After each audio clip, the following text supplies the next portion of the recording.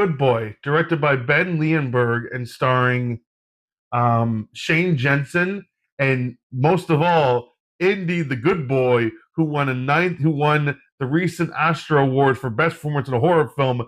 Indy is the goodest boy, and he deserves all the awards because he's fantastic in this movie. So the premise of this movie, basically, the fact that you have the main owner of the dog, and he's kind of like moving into a new house and environment, and things are a little creepy and stuff.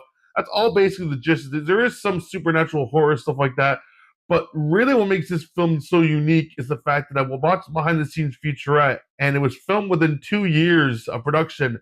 And basically, they filmed it as is like they just filmed the dog just doing dog stuff. So he's been on the couch, or one for treats, or he's looking around like one for cuddles.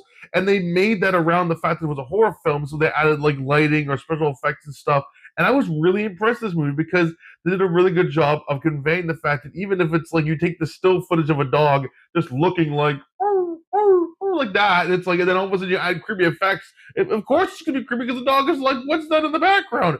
But there was even one shot I noticed where Indy was in the woods and something scary was happening. But if you take that scary thing away, he's basically on his back like this, and he's like, "Oh, who wants a belly rubs?" So that was pretty good.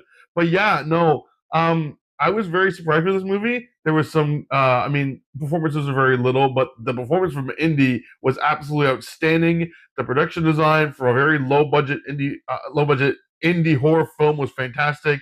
And I got to say, props around to the director for making something a small content of this working, and the fact that Indy the dog is like one of Hollywood's shining stars, and he needs to do more movies. So I'd recommend this thing to the library, and if it's on streaming or on Shutter, I recommend watching it on Shutter because it's a very interesting watch.